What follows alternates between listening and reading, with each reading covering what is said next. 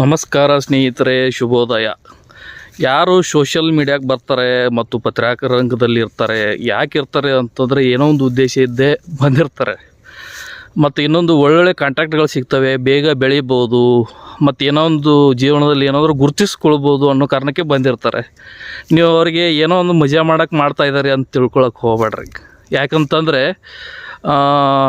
ಬೇರೆ ಹಾದಿಗಳಿಗಿಂತ ಭಾಳ ಸುಗಮವಾದ ಹಾದಿ ಅಂತಂದರೆ ಪತ್ರಿಕಾ ರಂಗ ಮತ್ತು ಸೋಷಿಯಲ್ ಮೀಡಿಯಾ.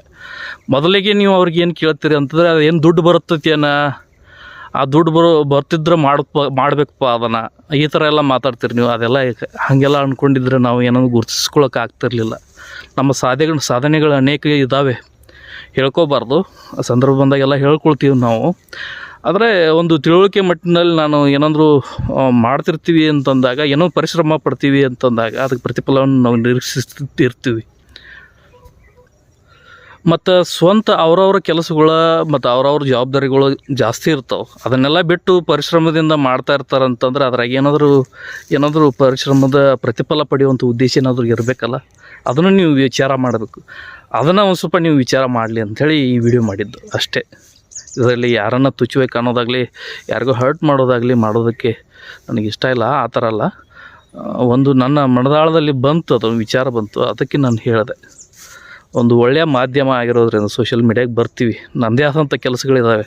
ಯಾಕಂದರೆ ಅದನ್ನೆಲ್ಲ ಬಿಟ್ಟು ಇದಕ್ಕೆ ಟೈಮ್ ವೇಸ್ಟ್ ಮಾಡೋದಕ್ಕೆ ನಮಗೂ ಇಷ್ಟ ಇಲ್ಲ. ಆದರೆ ಅದರಿಂದ ಏನಾದರೂ ಪ್ರಯೋಜನ ಆಗ್ಬೋದು ಅನ್ನೋದೊಂದು ಏನಾದರೂ ದೂರದೃಷ್ಟಿ ಇರೋದ್ರಿಂದ ನಾವು ಸೋಷಿಯಲ್ ಮೀಡಿಯಾಗೆ ಬಂದಿರ್ತೀವಿ.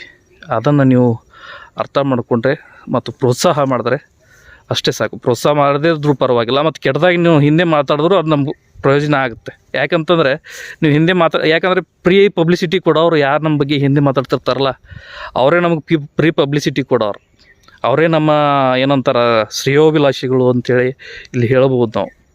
ಇದಂತೂ 100% ಸತ್ಯ. ಎಲ್ಲರಿಗೂ ಒಳ್ಳೆಯದಾಗಲಿ. ಓಕೆ, ಶುಭೋದಯ.